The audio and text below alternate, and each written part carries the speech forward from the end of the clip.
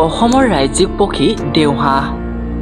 বিগত মাতৰ বাবে স্থানীয়ভাৱে দেওহাঁহ নামেৰে জনাজাত এই হাঁহৰ প্ৰজাতিবিধ। জীৱ বৈচিত্ৰ্যৰ দৃষ্টিকোণৰ পৰা অতি গুৰুত্বপূৰ্ণ এই দেওহাঁহ। দেওহাঁহ বনৰীয়া হাঁহৰ ডাঙৰ প্ৰজাতিসমূহৰ ভিতৰত এবিধ অন্যতম।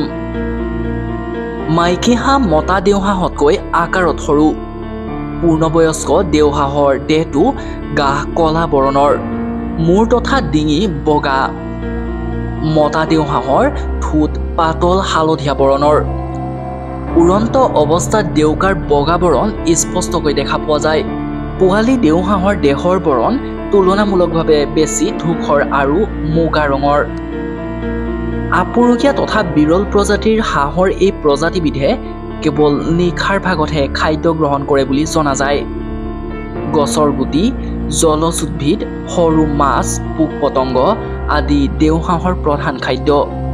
ইহঁতে গ্ৰীষ্মকালত প্ৰজনন কৰে।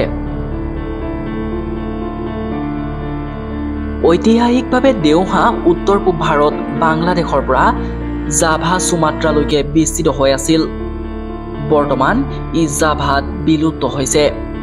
সমগ্ৰ বিশ্বত থকা প্ৰায় 800 দেওহাঁহৰ অৰ্ধেক সংখ্যক উপলব্ধ অসমত। লগতে অৰুণাচল আৰু চুবুৰীয়া ম্যানমাৰতো ইয়াৰ কিছু অংশ পোৱা যায়। ভাৰতবৰ্ষত বৰ্তমান দেওহাঁহ কেৱল অসম তথা অৰুণাচলতে পোৱা যায়।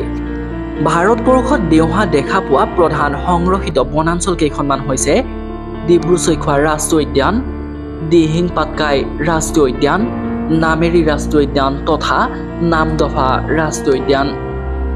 এক জাতীয় পক্ষী হিচাপে দেওহাঁহ কেৱল প্ৰকৃতিৰ অংশ নহয়, ই অসমৰ সাংস্কৃতিক আৰু পৰিৱেশগত পৰিচয়ৰ এক অপূৰ্ব প্ৰতীক। এতেকে এই প্ৰজাতিৰ সংৰক্ষণৰ দায়িত্ব কেৱল চৰকাৰৰ নহয়,